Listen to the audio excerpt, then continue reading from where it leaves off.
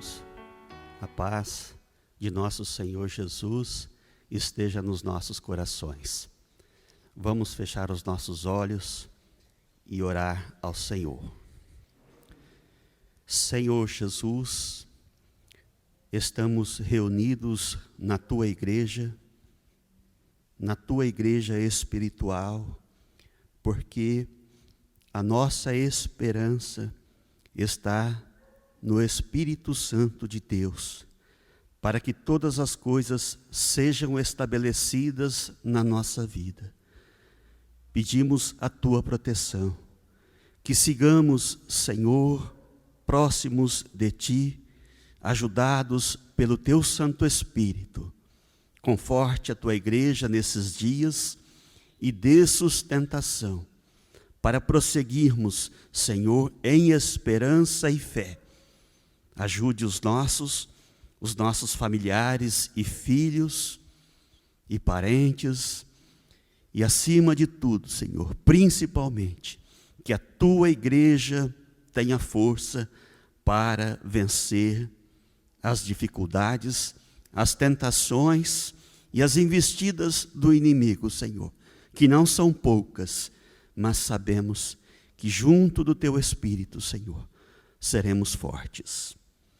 Pai nosso que estais nos céus, santificado seja o Teu nome. Venha a nós o Teu reino, seja feita a Tua vontade, assim na terra como nos céus. O pão nosso de cada dia dai-nos hoje. Perdoa, Senhor, as nossas ofensas, assim como nós perdoamos aos nossos ofensores. E não nos deixeis cair em tentações, mas livra-nos e guarda-nos de todos os males. Amém. Vamos ao Salmo 37, irmãos. Versículo 1.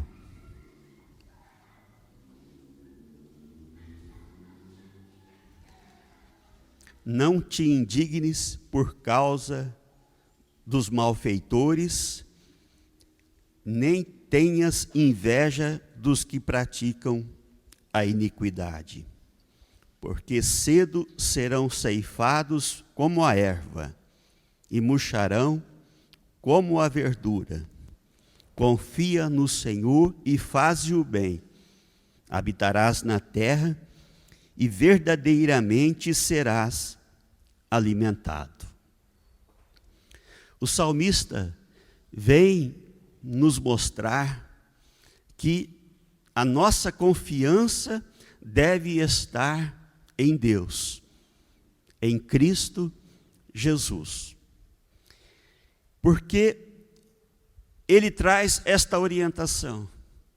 Porque no mundo, entre os homens de Deus, muitos invejam aqueles que praticam a iniquidade.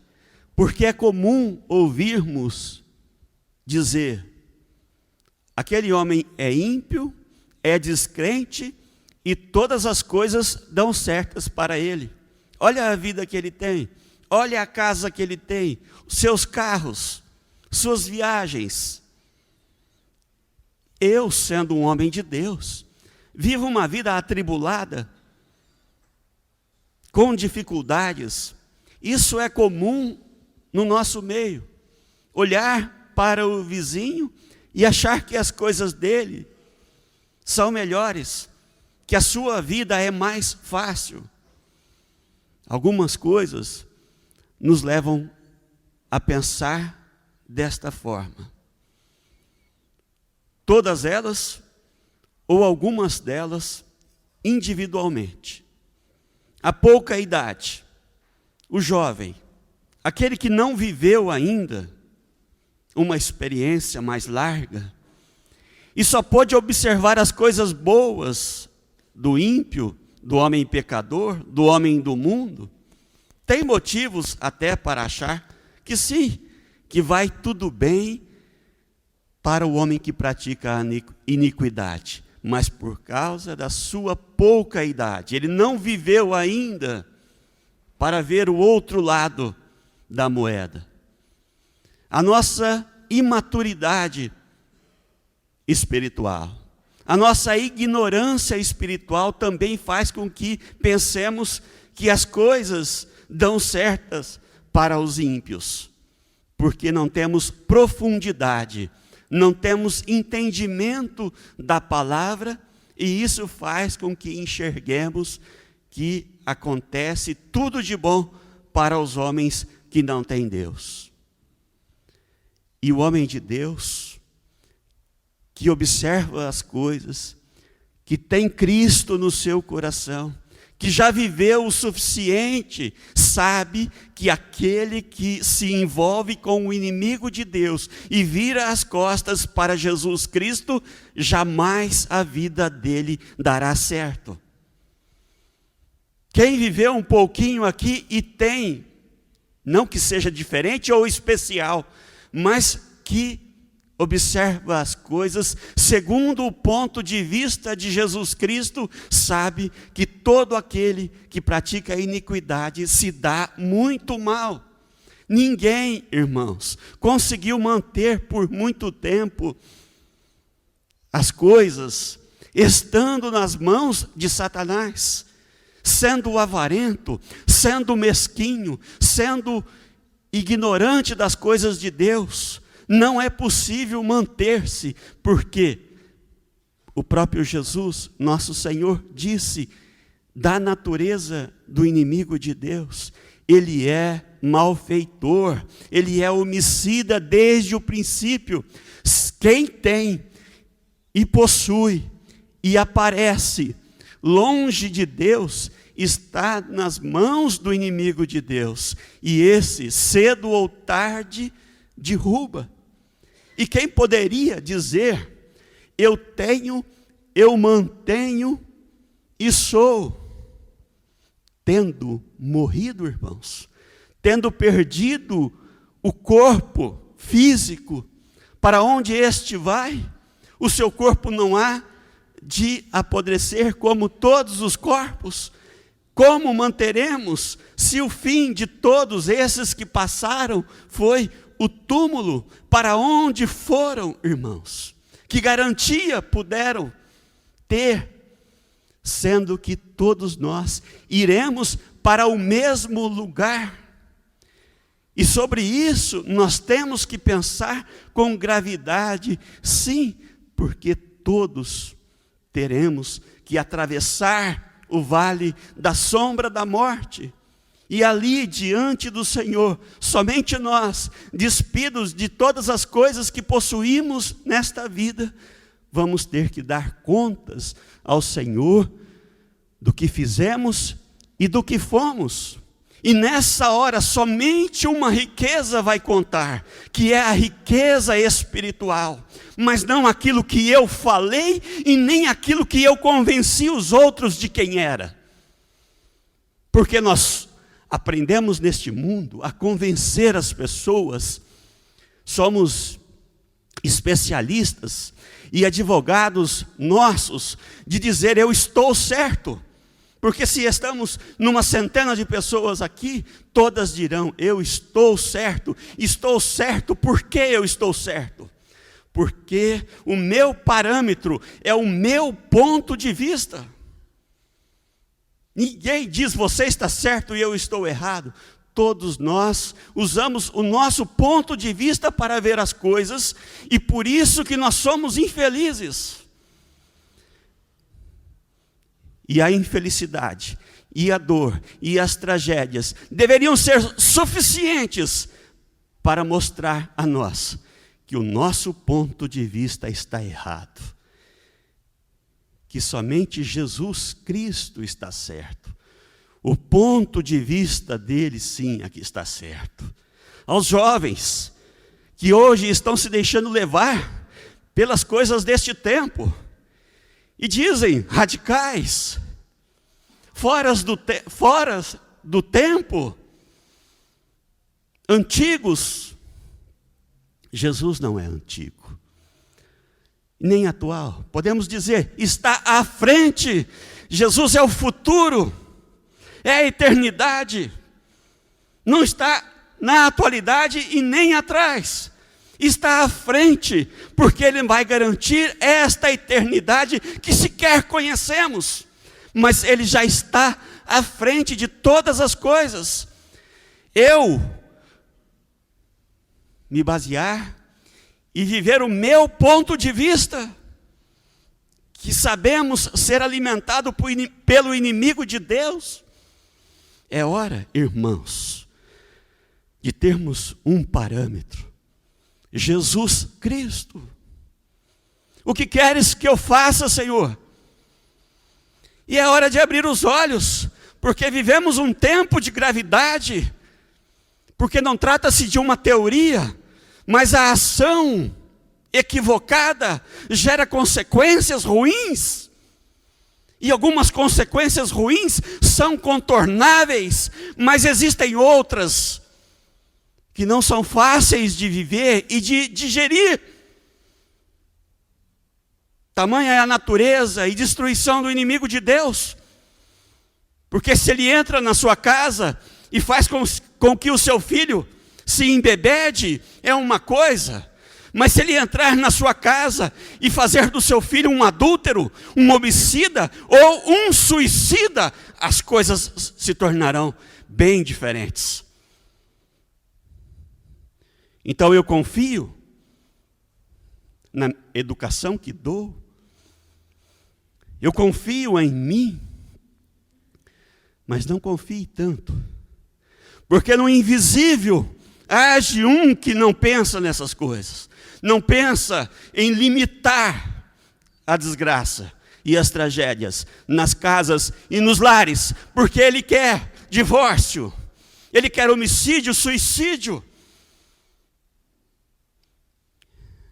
E Jesus está nos chamando agora, porque o tempo é chegado. As coisas estão diferentes. Mesmo os jovens sensatos observam, conversando com seus pais, que as coisas são bastante diferentes do que era há poucos anos atrás, há décadas. Que o momento é um momento de vivermos as coisas de Jesus. E aquilo que ele disse: deixe o nosso ego de lado, esvazie-se de si mesmo, para que prevaleça Jesus Cristo. E o salmista diz no versículo 3, confia no Senhor e faze o bem, habitarás na terra em segurança, e verdadeiramente serás alimentado, mas não pelo alimento que tanto nos preocupamos e vendemos a nossa alma por esse alimento, mas o alimento espiritual, que é tudo. Porque mais importante do que o corpo é a alma, mais valioso do que o corpo é a alma que viverá eternamente. Maior do que o corpo é a alma, porque sem a alma o corpo tomba e padece.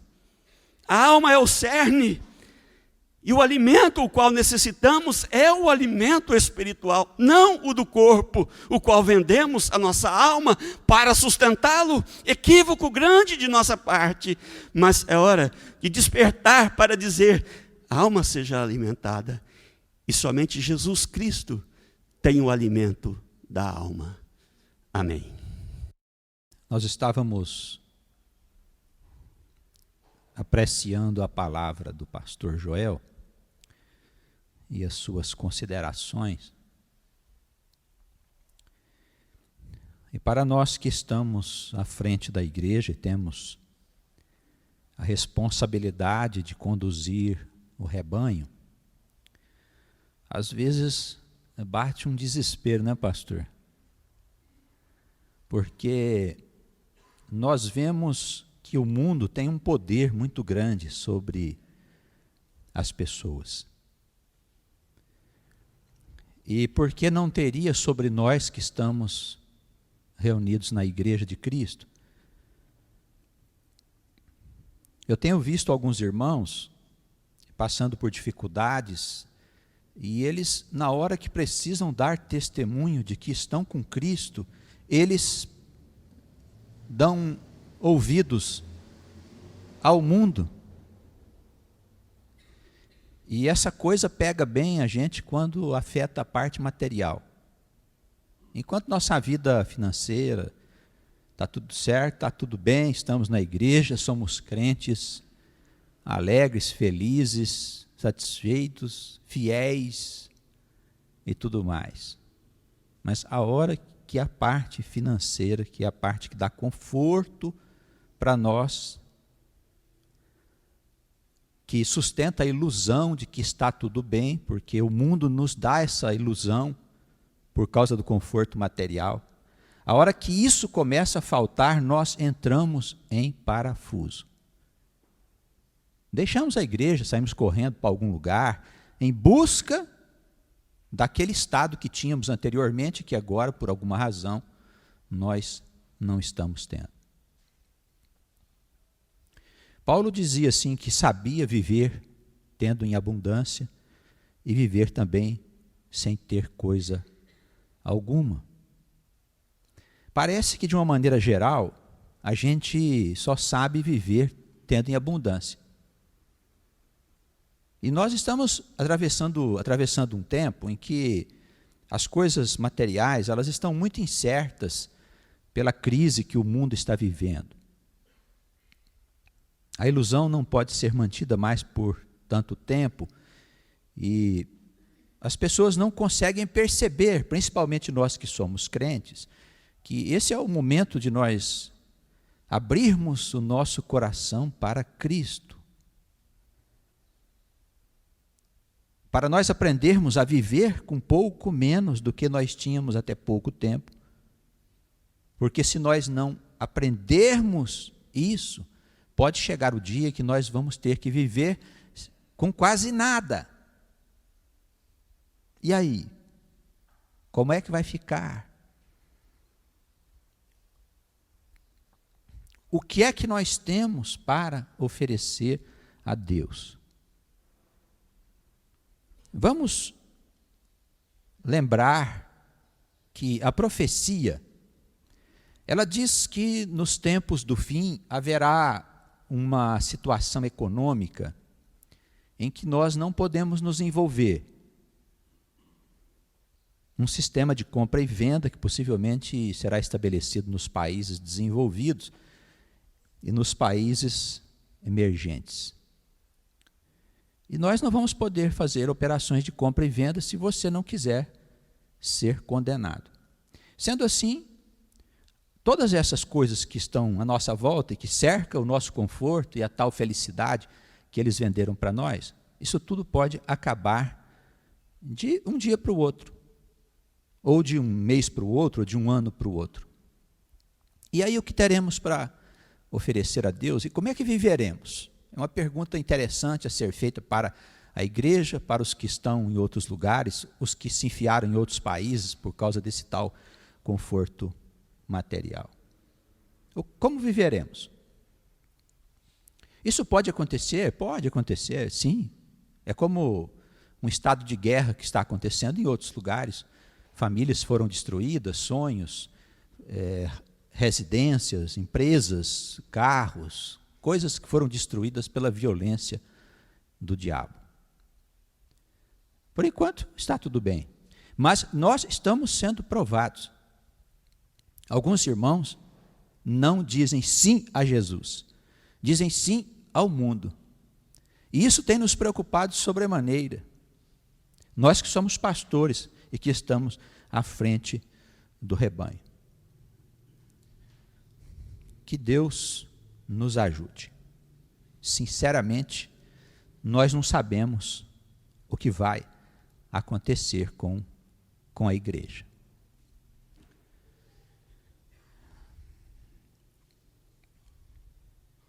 Vamos ao Evangelho segundo João, porque a única coisa mesmo que serve é a palavra de Deus. Vamos examiná-la.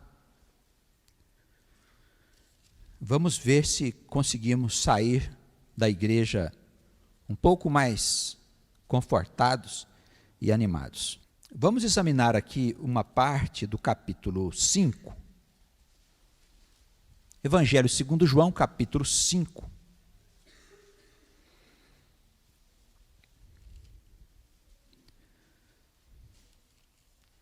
Não vamos examinar ponto a ponto, porque o capítulo é longo e os irmãos apressados.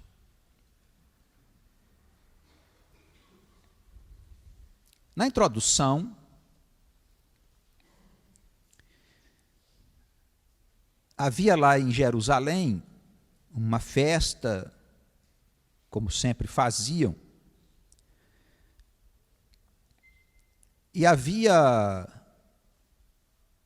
uma porta da cidade, a cidade era cercada de muros, chamada Porta das Ovelhas. Os irmãos podem acompanhar aí logo na introdução do capítulo 5.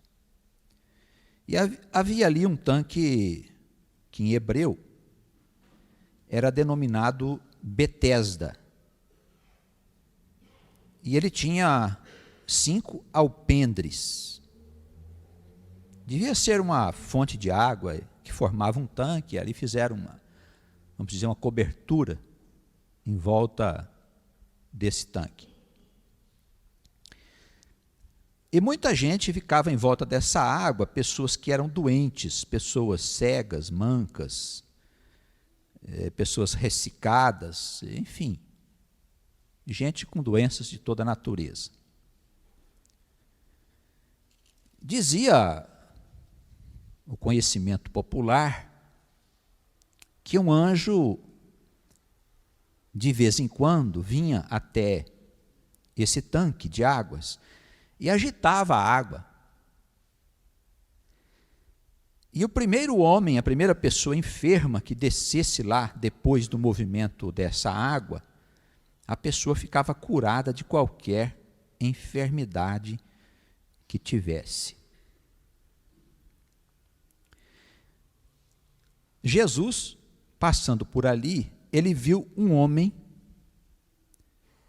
que havia 38 anos se achava enfermo.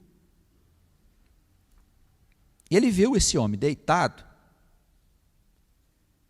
e sabia que ele estava nesse estado há muito tempo.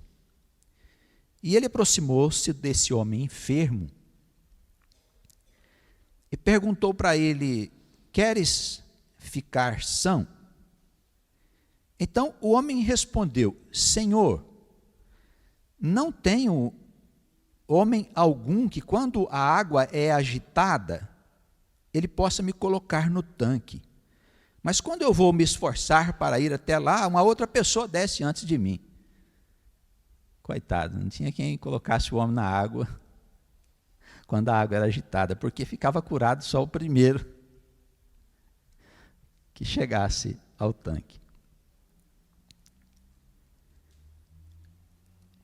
Aí Jesus olha para ele e, com aquele amor misericordioso, disse a ele: levanta-te, toma o teu leito e anda.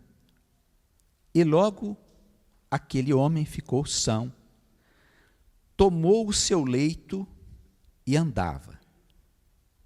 E aquele dia era dia de sábado. E os judeus disseram a esse homem que tinha sido curado: é sábado, não te é lícito levar o leito. E o homem respondeu: aquele que me curou, ele próprio disse: toma o teu leito e anda. E os judeus então perguntaram: mas quem é esse homem? Quem é esse homem que disse: toma o teu leito e anda? E o que fora curado não sabia quem era, porque Jesus havia se retirado, em razão de naquele lugar haver uma grande multidão. Depois Jesus encontrou-o no templo e disse-lhe: eis que já estás são, não peques mais, para que não te suceda alguma coisa pior. E aquele homem foi e anunciou aos judeus que Jesus era o que o curara. Bem, quando a gente liga a televisão aí nessas noites insones, que nós não conseguimos dormir,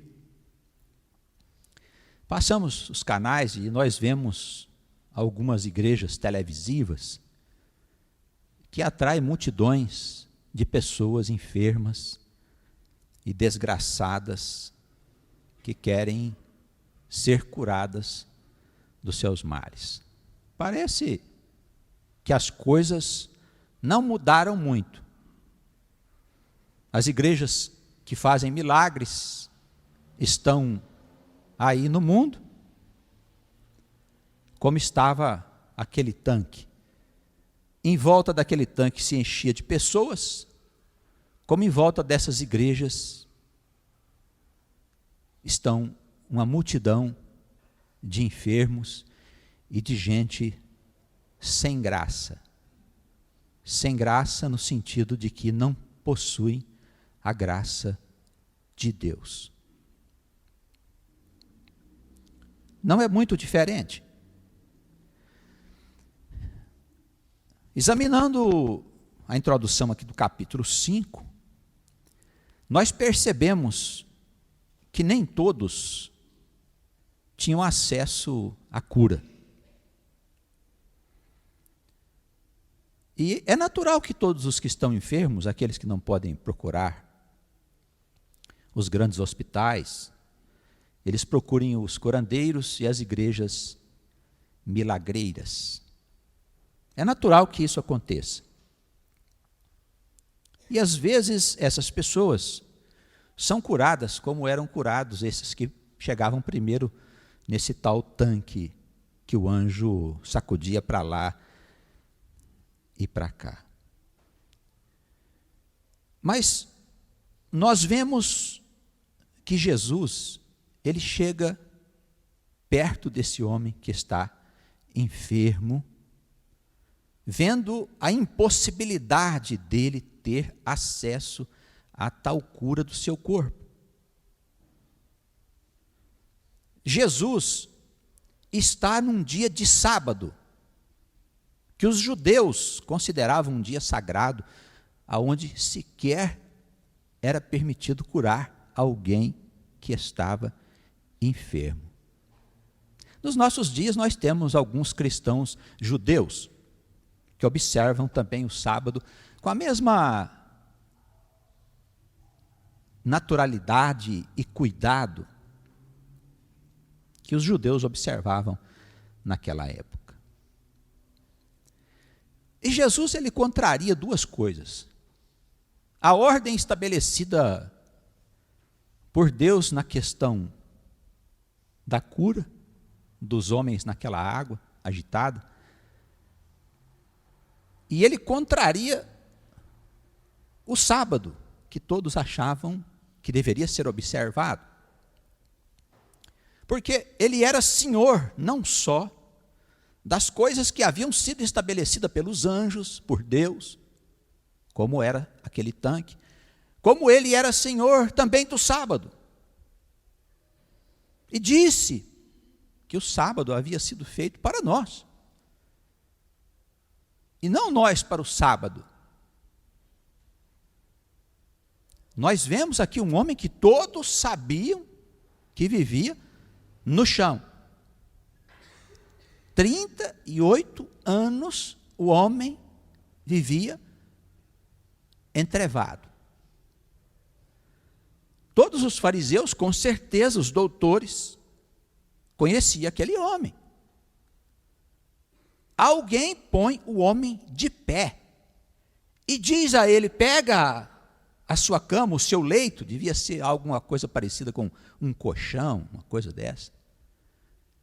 Toma o teu leito e vai para a tua casa. O que é que eles perguntam? Deus levantou o homem. Não, eles perguntam: hoje é sábado, não é permitido que você leve o leito para a tua casa. Olha, irmãos, Jesus, ele quebrantava o sábado, mostrando que a lei do amor ela é sobre todas as demais leis. Dizendo para nós, olha, o sábado foi feito para você. Isso quer dizer o quê? Que você tem autoridade sobre o sábado. Você não precisa se sujeitar ao sábado, ao domingo ou qualquer outro dia. A vida com Cristo é uma vida sem a observação das regras exteriores. A única regra que verdadeiramente interessa é a regra do coração.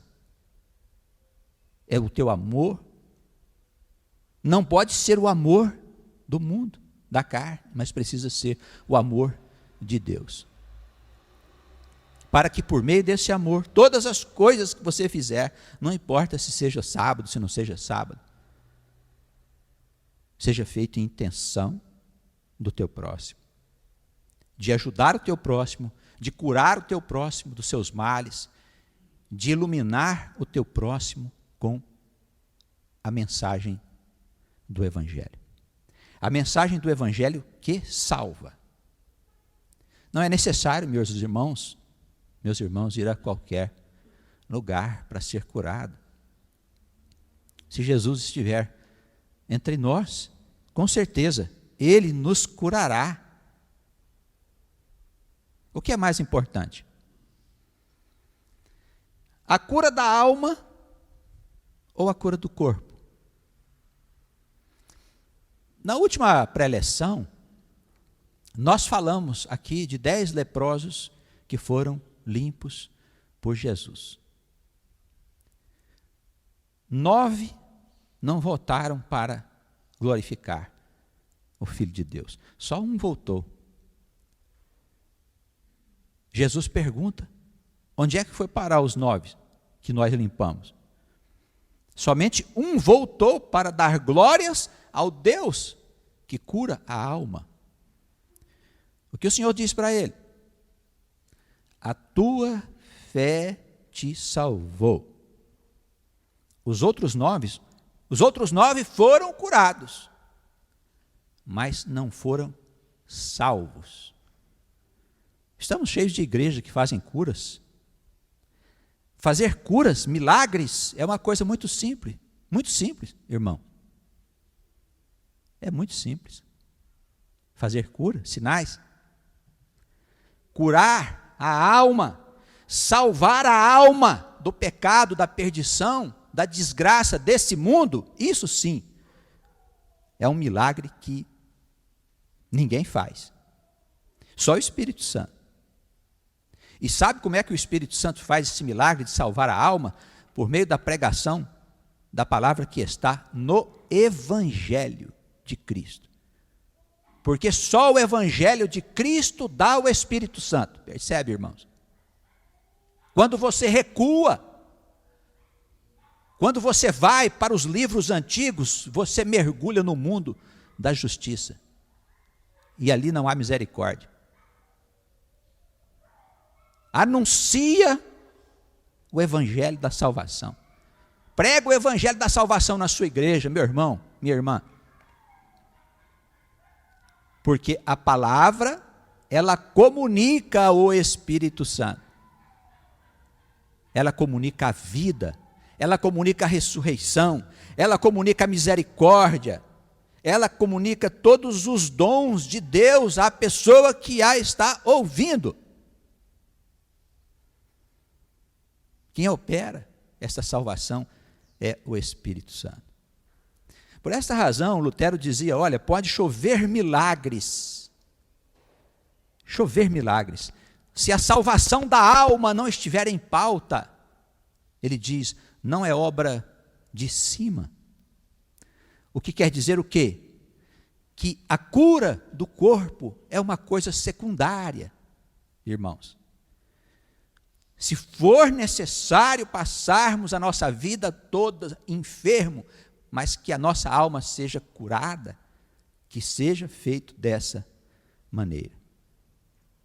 Por que eu estou dizendo isso para os irmãos? Porque no versículo 14, o Senhor diz para ele assim, eis que já estás são, não peques mais, para que não te suceda alguma coisa pior. Ora, o que Jesus está dizendo? Você ficou enfermo por causa dos teus pecados, ou não? Ele não está dizendo isso, irmãos. Ele está dizendo isso com clareza. Se você não quiser aceitar, tudo bem, você é livre, mas o Senhor está dizendo isso. O pecado gera doenças, enfermidades e sofrimentos e tragédias. Ele está dizendo isso. Não peques mais para que não te aconteça coisa pior. Então, peraí. Então o problema não é curar o corpo. O curar o corpo não adianta nada se você continuar pecando. A desgraça vai voltar de novo. Não podemos afirmar, mas quem sabe se aqueles 9 não voltaram a ter lepra. Não temos notícia de onde foram parar. Mas mesmo que não tivessem tido lepra, teriam vivido longe do pecado, da iniquidade, ainda que passasse a sua vida dentro da sinagoga. Os 9 na sinagoga, a vida toda, ouvindo a pregação dos judeus. Sabe por quê?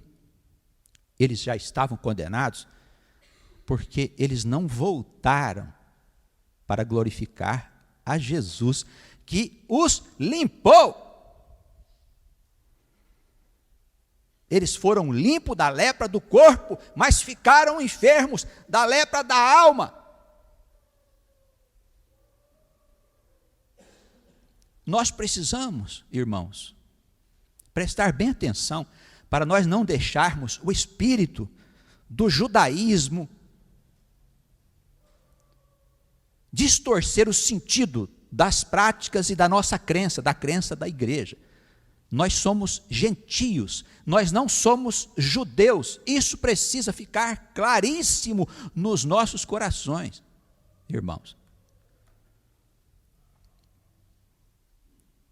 O diálogo em todo o capítulo é muito bonito. Aqui Jesus está tendo um embate com os fariseus. Não temos tempo. Aliás, nós temos tempo, mas os irmãos têm pressa. Mas o Senhor diz assim: examinai as Escrituras, porque vós cuidais ter nelas a vida eterna, e são elas que de mim testificam. Vocês acreditam em Moisés? Pois ele disse de mim. Vai lá ler. Ele já, evidente,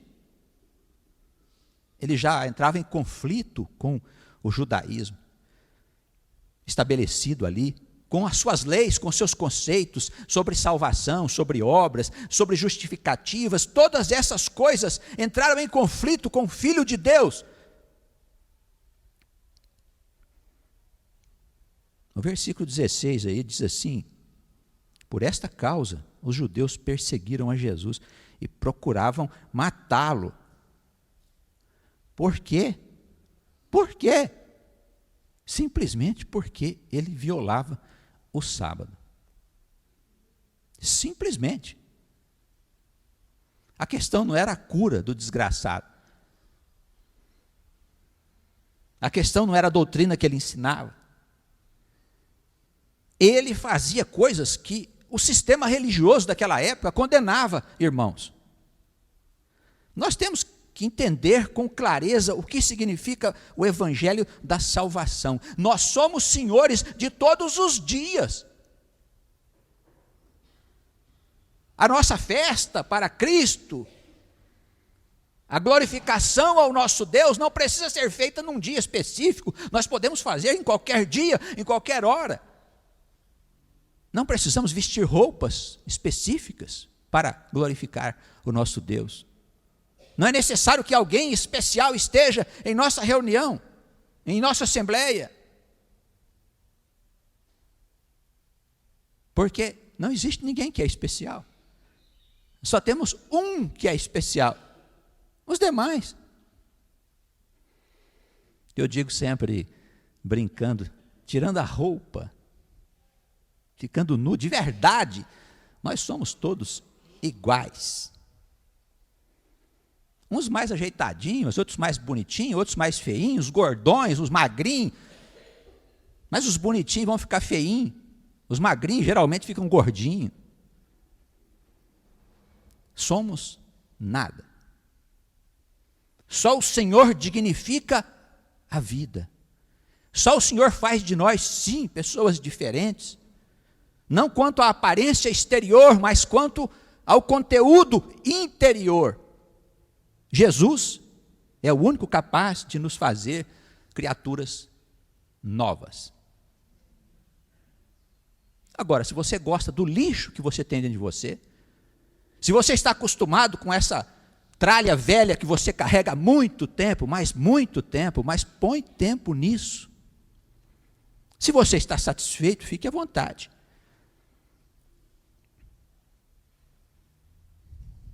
Quão grandes serão tais trevas? Você não quer Cristo? Não quer Jesus? Você quer continuar fazendo as obras? Você quer continuar fazendo as ofertas, os dízimos? Observando as festas, as datas? É isso que você quer? Problema teu. Conquistamos a liberdade, faz o que você quiser da tua vida. Filhinho, filhinha, a gente se encontra ali na frente. O que o Senhor diz, haverá choro e ranger de dentes. A anunciação está sendo feita para todas as pessoas, inclusive para os mortos. E eu falo aqui dos que morreram. A palavra dele diz assim: digo-vos em verdade que vem a hora, e agora é, em que os mortos ouvirão a voz do Filho de Deus, e aqueles que a ouvirem, eles viverão. Não fiqueis maravilhados, diz o versículo 28, porque vem a hora em que todos os que estão nas sepulturas ouvirão a anunciação. E aqueles que fizeram o bem sairão da sepultura, da morte, para a ressurreição da vida. E os que fizeram o mal para a ressurreição da condenação. A hora é chegada. Se você escolher seguir enganado, enganada, enganando, fique à vontade, mas a hora que a morte vier, eu não estou falando da morte do teu corpo, não, viu? A morte está vindo sobre o mundo com as suas tragédias e desgraças.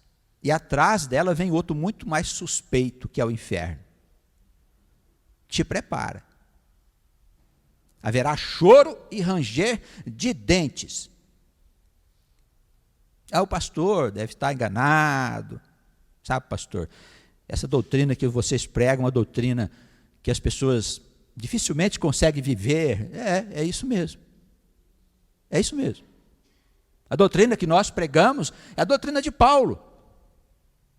A doutrina de Pedro é a doutrina de João. O que aconteceu com eles? Por acaso as igrejas batiam palmas para os apóstolos? Não. Paulo acabou sozinho. 2, 3 irmãos com ele. Como ele não cessava de falar, foram lá um dia, tiraram ele para fora de casa, levaram no quintal, botaram ele de joelho e cortaram-lhe a cabeça. O que aconteceu com Pedro? Crucificado, de cabeça para baixo. Você gosta do crucificado? Você anda com aquele Jesus, aquele que morreu na cruz? Então vamos lá. De cabeça para baixo. O que aconteceu com João?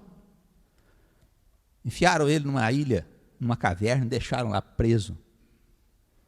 Dizem que saiu velhinho de lá, onde ele escreveu o Apocalipse.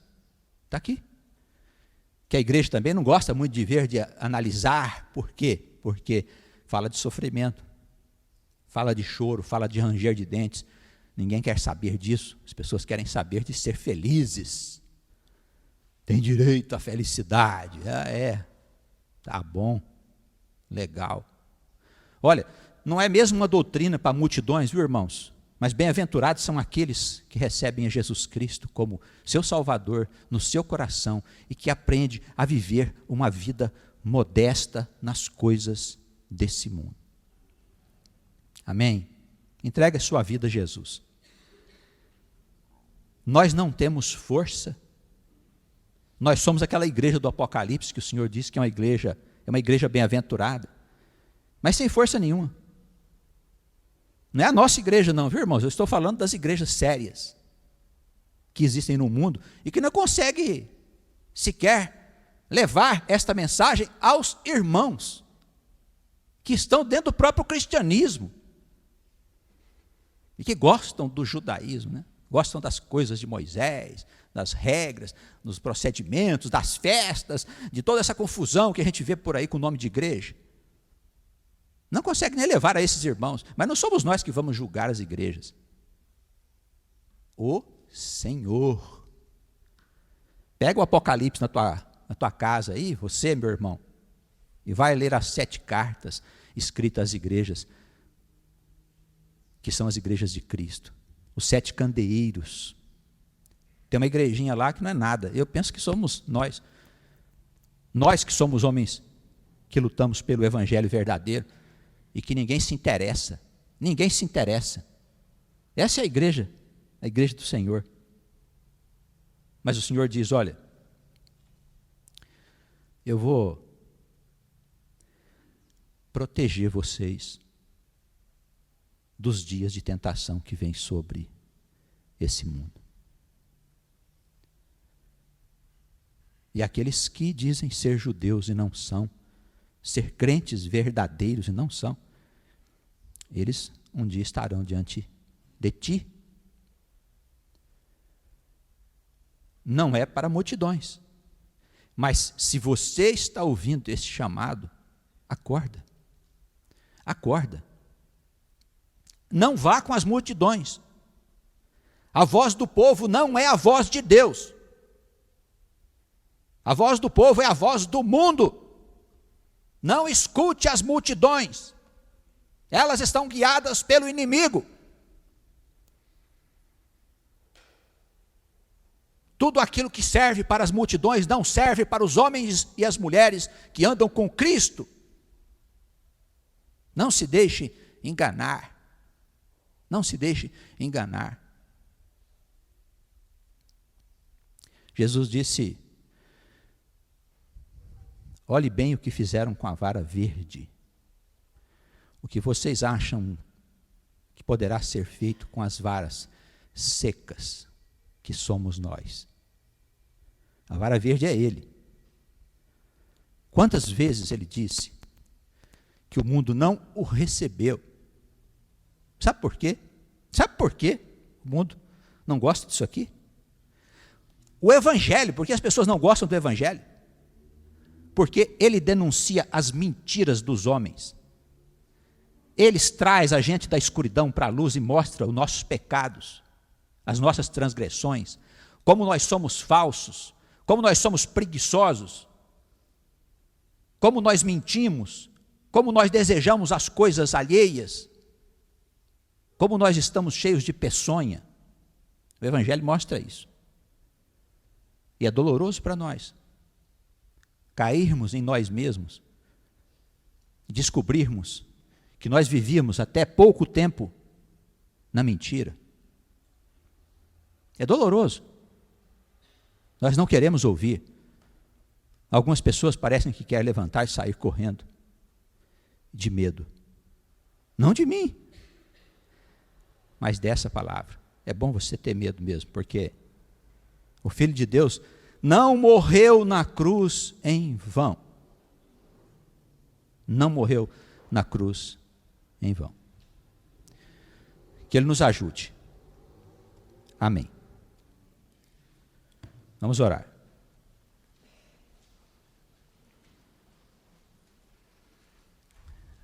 Senhor,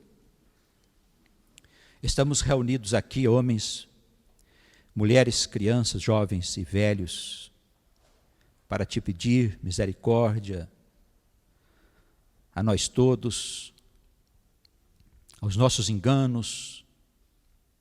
Pedimos que o teu Espírito Santo seja derramado sobre os nossos corações, para batizar a nós todos com a tua presença, para mudar o rumo das nossas vidas a partir de agora, não só daqueles que estão reunidos aqui, mas daqueles que estão longe, Senhor, ouvindo esta palavra, que o teu Espírito tenha poder para operar mudanças, maravilhas na vida de todos esses irmãos e irmãs. Senhor, nós te pedimos que guarde a todos nós dos perigos, das tentações que estão por toda parte, das falsas doutrinas que estão sendo disseminadas na igreja, Senhor, e nos meios de comunicação, levando o povo a fazer coisas que são contra os teus ensinamentos e a ordem que estabelecestes desde que o mundo foi criado. Tenha compaixão de nós, pecadores, e dá-nos a força para vencer o pecado e para mudar o rumo da nossa vida a partir desse instante, Senhor.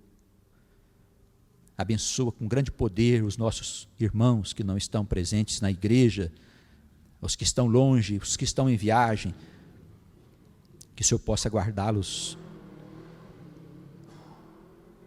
que o Senhor possa guardá-los dos perigos, Senhor. E concede ao teu povo, a esta igreja tua, santa e abençoada, que está em muitos lugares no coração de muitos homens e mulheres, pastores ou não, faz com que esta igreja resista corajosamente a todas as agressões do diabo, Senhor, e concede-nos que perseveremos até o último dia, até o dia glorioso da sua vinda, Senhor, quando soprarás desse mundo toda a iniquidade e desfará toda a obra do inimigo. Guarda o teu povo aonde ele estiver e ajunta o teu povo, Senhor, para a glória do teu nome.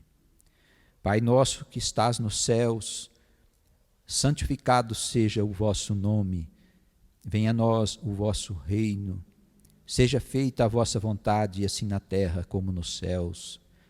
O pão nosso de cada dia nos dai hoje, perdoai as nossas ofensas, assim como nós perdoamos a quem nos tem ofendido. E não nos deixeis cair em tentação, mas livra-nos do mal. Amém.